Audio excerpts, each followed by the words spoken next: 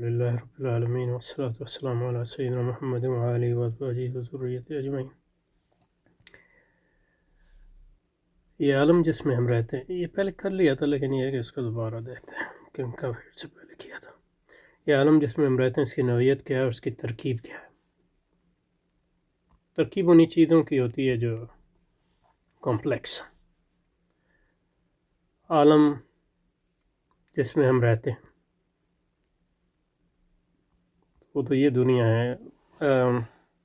عالم تو بہت ہیں، کائنات مراد لے رہے ہیں میرا خیال ہے۔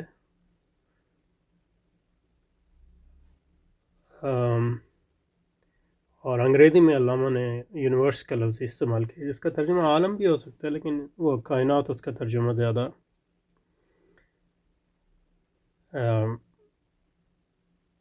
مناسب ہے، کیونکہ یونیورس یعنی یونیورسل کلی کلیت کی اس میں کا مفہوم پایا جاتا ہے جو عالم میں نہیں ہے۔ یہ عالم جس میں اب رہتے ہیں اس کی نوعیت کیا ہے اور ترکیب کیا ہے۔ What is the character and general structure, ترکیب۔ اصل میں جو انگریزی میں ہے وہ اسٹرکچر ہے، جس کا ترجمہ ساخت ہوگا، لیکن یہ قریب قریب الفاظ ہیں۔ تو یہ عالم جس میں ہم رہتے ہیں اس کی نوعیت کیا اور ترکیب کیا ہے، کیا اس کی ساخت میں کوئی دوامی عنصر موجود ہے۔ اب دوامی عنصر ساخت میں یعنی کائنات کی اپنی ساخت میں،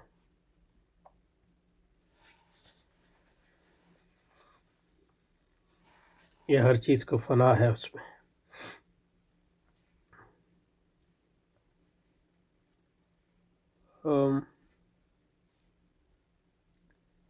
تمامی عنصر اس کی مطلب یہ ہے کہ ایک تشریح یہ کر سکتے ہیں کہ کیا یعنی ہر چیز مخلوق ہے، تو ان معنوں میں تو کوئی دوامی یعنی ہمارے نزدیک چیز نہیں ہے، لیکن یہ کہ دوامی اس اعتبار سے کہ وہ ایک بار وجود میں آنے کے بعد جو اللہ تعالیٰ اس کو موت تو ہر چیز کو آئے گی، لیکن اس کے بعد جو ہے اس کو زندہ کرے گا، تو اور وہ ہمیشہ ہمیشہ کی زندگی جنت و جہنم میں ہوگی۔ تو وہ اس لحاظ سے مطلب آپ کہہ سکتے ہیں کہ انسان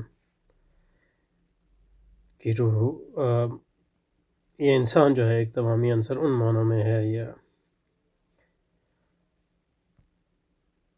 لیکن اس وقت یہ واضح نہیں ہے۔ لیکن یہ کہ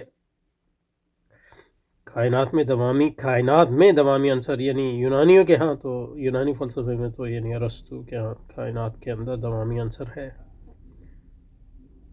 اسی کو وہ خدا یا عقل کل کہتا ہے۔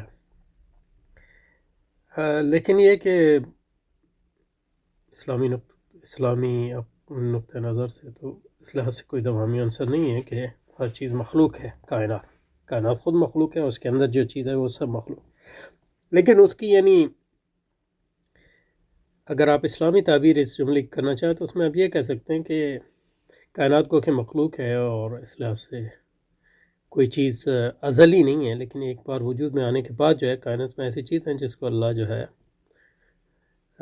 ابدی زندگی عطا فرمائے گا۔ تو ہمیں اس سے کیا تعلق ہے انسانوں کو، اور یہ مطلب یہ کہ یہ سوال اٹھا رہے ہیں ایک نیوٹرل وے میں، کیونکہ مطلب یہ کہ وہ مغربی فکر کی اور مغربی فکری زبان کو استعمال کرتی ہوئے ساری کتاب لکھ رہے ہیں، تو اس لحاظ سے ایک نیوٹرل پوزیشن اختیار کرنے کی کوشش کر رہے ہیں۔ یہ ایک اس کو پڑھنے کا طریقہ ہے۔ ہمیں اس سے کیا تعلق ہے اور ہمارے اس میں کیا مقام ہے، یعنی ہمارا کائنات سے کیا تعلق ہے اور کائنات میں ہمارا کیا مقام ہے، یا اس دوامی عنصر سے ہمارا کیا تعلق ہے اور اس دوامی عنصر میں ہمارا کیا مقام ہے۔ اور مقام اور حال کی ہم نے بات کی، جب آپ مقام اپنا تعین کریں گے تو آپ کو یعنی حال بھی تعین ہوگا آپ کا۔ بتائیے اس مقام ہمارے طرز عمل کیا ہونا چاہیے۔ طرز عمل یعنی عمل سے پہلے یعنی حال، اور حال اور طرز عمل میں جو فرق ہے اور مقام میں جو فرق ہے، مقام حال اور طرز عمل اور ان کے تعلق، یہ پچھلی بار ہم نے اس پہ گفتگو کی تھی، آپ اس کو دیکھ سکتے ہیں۔ یہ سوالات ہیں جو مذہب، فلسفہ اور اعلیٰ شاعری میں مشترک ہیں۔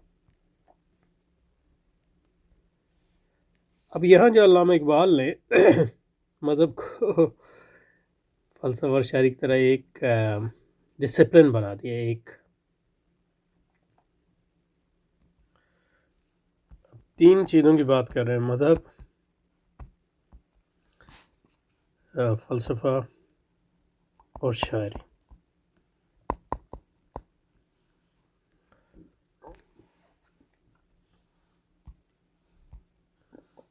تو اس لحاظ سے آپ دیکھیں تو یعنی مذہب کا یہ ایک جدیدیت میں جو تصور ہے، کیونکہ ہمارے یہاں تو مذہب کا عربی زبان میں مذہب کا جو لفظ ہے وہ لفظ استعمال ہوتا ہے مسالک کے لیے، یعنی اردو میں جس کو مسلک کہتے ہیں، یہ اسکول آف تھاٹ کہتے ہیں،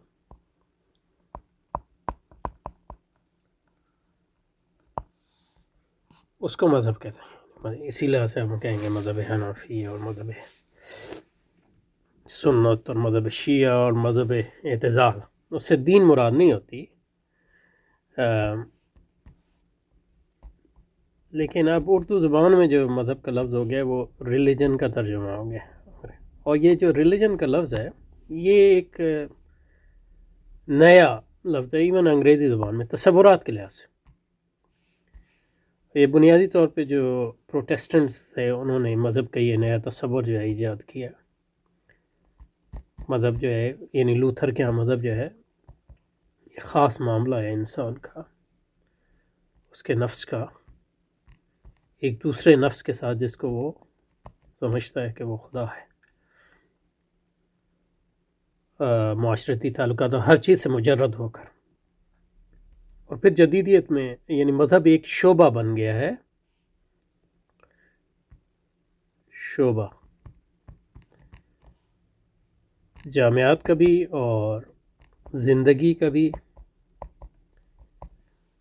تو اس لحاظ سے مطلب وہ مذہب کو جو ہے، دین کو جو ہے مذہب میں، یعنی عیسائیت بھی ایک لحاظ سے دین تھا، جھوٹا دین ہی کیوں نہ، وہ ایک تہذیب تھی، لیکن اس کو جو ہے جب جدیدیت نے عیسائیت پر غلبہ پایا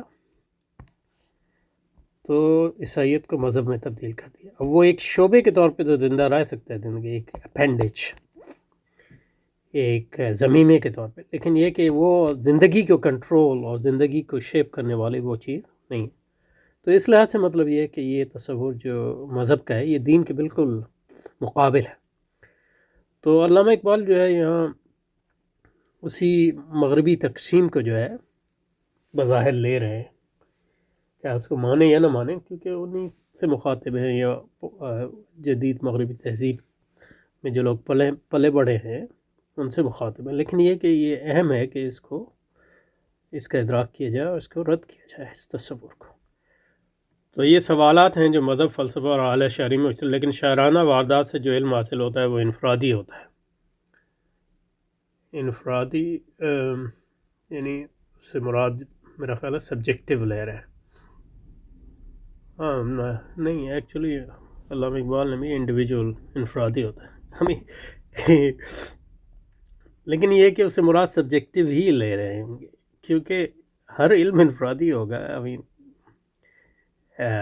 ٹو اسٹارٹ وتھ، یعنی فرد ہی میں صلاحیت ہے کہ وہ علم حاصل کرے، یعنی ایک مجموعہ جو ہے اپنی انفرادی حیثیت سے ہٹ کے تو علم حاصل نہیں کر سکتا۔ ہمارے پاس کوئی عقل مجموعی یا عقل کلی تو نہیں ہے، ایک ہی ہر عقل ہے اور عقل انفرادی ہے، کم از کم اس کی تمثیل تو انفرادی ہی ہوتی۔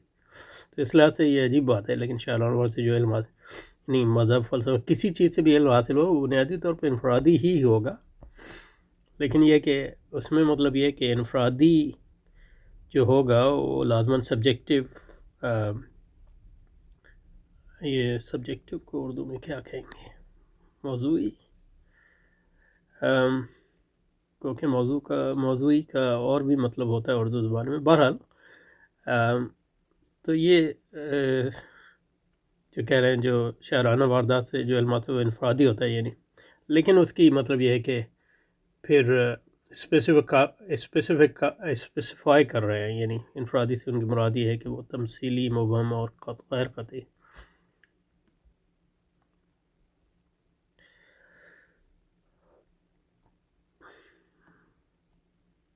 یہ اس پہ منحصر ہے کہ کس قسم کی شاعری ہے. مطلب یہ کہ جو مذہب اور فلسفے سے علم حاصل ہوتا ہے وہ بھی مبہم، غیر قطعی اور تمثیلی ہو سکتا ہے.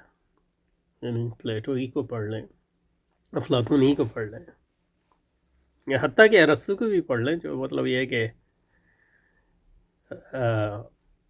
کوئی اگر غیر شاعرانہ فلسفی کے ایک کی تمثیل آپ دینا چاہیں، ایک مثالی فرد لانا چاہیں تو ارسطو ہوگا. تو اس کے یہاں بھی مطلب یہ ہے کہ تمثیل نہ ملے تو مبہم اور غیر قطعی تو بہت سی چیزیں فلسفہ بھی اس لحاظ سے یعنی مبہم اور غیر قطعی تو ہوتا ہی ہے. اور تو بہت سے فلسفیوں کی تحریر تمثیل کا بھی ایک اہم رول ہے. یہ تو کوئی ایسی چیز نہیں لگ رہی جو شاعری کو فلسفے سے الگ کر دے. اور مطلب یہ ہے کہ شاعری کی بھی کئی اقسام ہیں.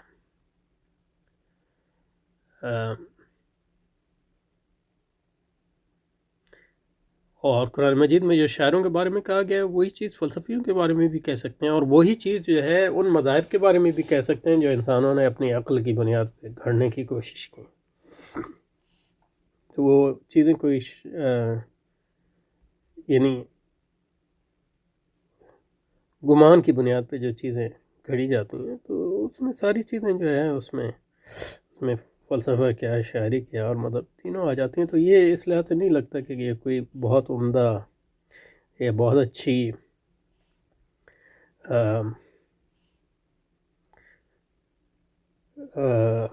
بہت اچھے بہت یا کوئی موضوع کرائٹیریا کو میزان ہے مذہب، فلسفہ اور شاعری کو میں تفریق اور یعنی کرنے کے لیے، ان میں تفریق کرنے کے لیے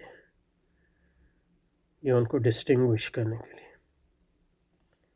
بہرحال چلتے ہیں آگے. مطلب البتہ مذہب کے مدارج عالیہ شاعری سے بلند تر ہے. یعنی مذہب کا نمبر 2 دیا ہے انہوں نے. مذہب میں بھی تمثیل اور مبہم و غیر قطعی ہوتا ہے، لیکن مذہب سے شاعری سے اونچا ہے اس کا. وہ فرض جماعت کی طرف بڑھتا ہے. یعنی کیا مطلب فرض جماعت؟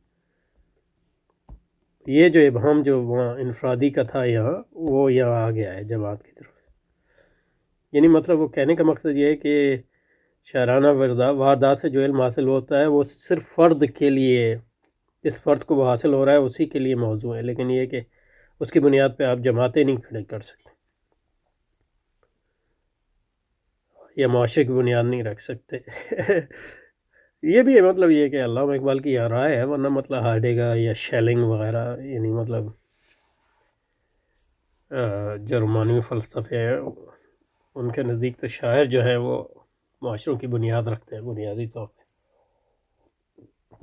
اور قدیم یونان کو دیکھیں یا حتیٰ کہ مطلب یہ کہ تو وہ بھی، یا عربوں کو دیکھیں، ان کے مطلب یہ کہ شاعر کا معاشرے سے بہت گہرا تعلق تھا. تو یہ جو بات کہہ رہے ہیں وہ اگر صحیح بھی ہو تو جزوی طور پہ ہی ہو سکتی. البتہ مذہب کے مدارج عالیہ شاعری سے بلند تر ہے. وہ فرض سے جماعت کی طرف بڑھتا ہے اور حقیقت مطلقہ کے بارے میں ایک ایسی روش اختیار کرتا ہے جو حدود انسانی سے ٹکراتی ہے، اس کی دعوی کو وسعت دیتی ہے. حقیقت مطلقہ سے کیا مراد ہے یہاں کی؟ انگریزی میں الٹیمیٹ ریالٹی یعنی کائنات کی حقیقت، حقیقت مطلقہ، حقیقت کلی کے بارے میں ایک ایسی روش جو ہے حدود انسانی سے ٹکراتی ہے. حدود انسانی سے ٹکراتی ہے کیا مطلب ہے؟ یعنی انسان جو ہے وہ محدود ہے، لیکن حقیقت مطلقہ جو ہے غیر محدود ہے. تو اپنے اس تگ و دو میں کہ وہ حقیقت مطلقہ تک رسائی حاصل کرے، ایک لحاظ سے انسان جو ہے اپنی حدود سے تجاوز کرنے کی کوشش کرتا ہے. یہ ایک یعنی کانٹین وے آف ریڈنگ دس.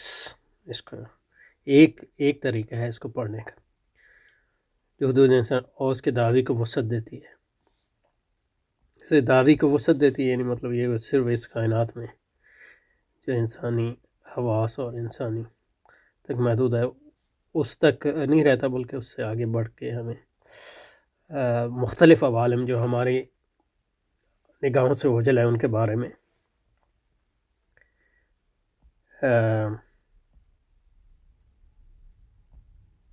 ہمیں ان کے بارے میں علم حاصل کرنے کی کوشش کرتا ہے مذہب.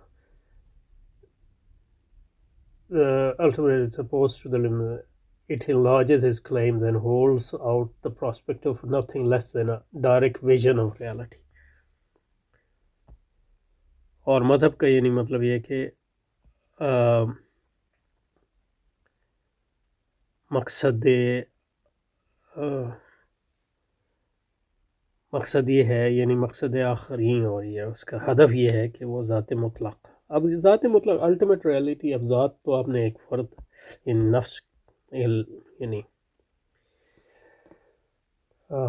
حضرت علامہ اقبال جو ہیں ذات مطلق کی ذات کی بات نہیں کر رہے، وہ الٹیمیٹ ریئلٹی یعنی حقیقت مطلقہ کی بات کر رہے ہیں. اب یہ حقیقت مطلقہ ایک ذات ہے یا کوئی اور چیز ہے، یہ تو پھر مطلب یہ کہ ابھی اس کا تعین نہیں ہے. اس کی مختلف مذاہب اس کی مختلف دیتے ہیں اور اس کے بارے میں مختلف رائے رکھتے ہیں،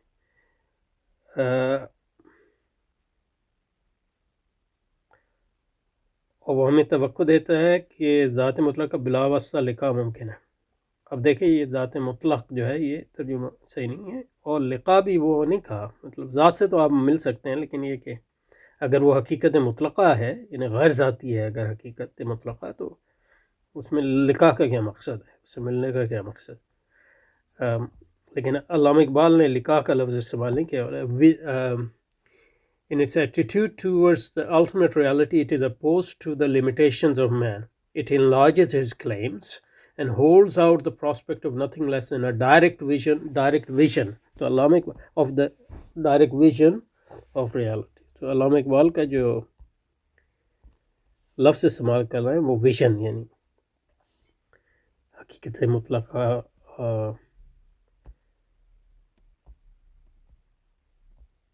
کی ویژن کو کیا کہیں گے، جھلک یا اس کا مشاہدہ، حقیقت مطلقہ کا مشاہدہ. یعنی یہاں جو مذہب اور شاعری میں جو تفریق کر رہے ہیں اس کی کچھ بنیادیں ہیں، تو اس پہ ذرا کچھ اور غور و فکر کرتے ہیں، اس پہ پھر جو ہے انشاءاللہ آج کی محفل جو ہے اس کا اختتام کریں گے. اب شروع اس سے کیا کہ مذہب، شاعری، فلسفے میں جو قدر مشترک ہے وہ کائنات کی حقیقت جاننے کی کوشش کرتے ہیں. حقیقت سے مراد جو ہے اس کی کہہ رہے ہیں حقیقت مطلقہ، انگریزی میں جو استعمال کیا الٹیمیٹ ریالٹی، اس کا ترجمہ ہے حقیقت مطلقہ. کوئی پوری طرح صحیح ترجمہ نہیں ہے کہ الٹیمیٹ ریالٹی یعنی کائنات کی اصل حقیقت کیا ہے، تو اس کا ایسنس، اس کا جوہر کیا ہے. مطلب اس قسم کے سوالات کائنات کہاں سے آئی ہے، ہمیشہ سے ہے، ہمیشہ رہے گی، یا کسی نے تخلیق کیا ہے تو کس نے تخلیق کیا ہے، کیوں تخلیق کیا ہے، اس کا مقصد کیا ہے، یہ سوالات. لیکن کہتے ہیں کہ مذہب اور فلسفے میں فرق یہ ہے، پہلے شاعری اور مذہب میں فرق کیا ہے، کوئی فلسفے پہ نہیں آئے ہیں. یہ ہے کہ شاعری جو ہے وہ انفرادی معاملہ ہے، یعنی مطلب یہ ہے کہ یہ درست نہیں معلوم ہوتا، لیکن یہ انفرادی معاملہ ہے کہ مطلب شاعر کی جو بھی علم ہے شاعر کا، اس کی بنیاد پہ آپ معاشرہ جو ہے تشکیل نہیں دے سکتے، یا اس فرد کو جس کو علم حاصل ہو رہا ہے اس سے ماورا جو ہے اس کی کوئی زیادہ افادیت نہیں ہوتی، کیونکہ اس علم کی جو شکل، جس شکل میں وہ علم آتا ہے وہ تمثیلی اور غیر قطعی ہوتا ہے، اور اس کی بنیاد پہ معاشروں کی تشکیل نہیں دی جا سکتی۔ اس کے مقابلے میں مذہب جو ہے وہ معاشروں کی تشکیل دیتا ہے، کیونکہ اس کا علم جو ہے غیر مبہم ہوتا ہے اور قطعی ہوتا ہے اور غیر تمثیلی ہوتا ہے۔ اور یہ ایک بات کہی ہے۔ دوسری بات یہ ہے کہ مذہب ہمیں یہ توقع دیتا ہے کہ حقیقت مطلقہ یا کائنات کی اصل حقیقت تک رسائی انسان کی ممکن ہے۔ اب کس طرح ممکن ہے؟ یعنی یا تو انسان، اور اس لحاظ سے مطلب یہ ہے کہ انسان کو کہ لمیٹڈ ہے، یعنی محدود ہستی ہے، لیکن یہ کہ مذہب اس کو یہ توقع دلاتا ہے کہ وہ ان حدود کو اس لحاظ سے ان سے ماورا جا سکتا ہے کہ وہ حقیقت تک رسائی حاصل کر سکے۔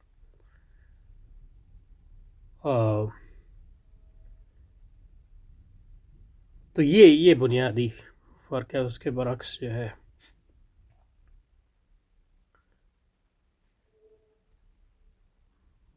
یہ کہہ سکتے ہیں کہ شاعری بھی اس کو یعنی کہا تو نہیں انہوں نے، مطلب شاعری بھی، لیکن وہ شاعری سے جو علم حاصل ہوتا ہے اس کے لیے، یعنی اس فرد کو جس کو حاصل ہو رہا ہے علامہ اقبال کے نزدیک، اس سے ماورا اس کی کوئی افادیت نہیں۔ تو ٹھیک ہے، اس سے یہاں رکتے ہیں انشاءاللہ، پھر اگلی بار یہاں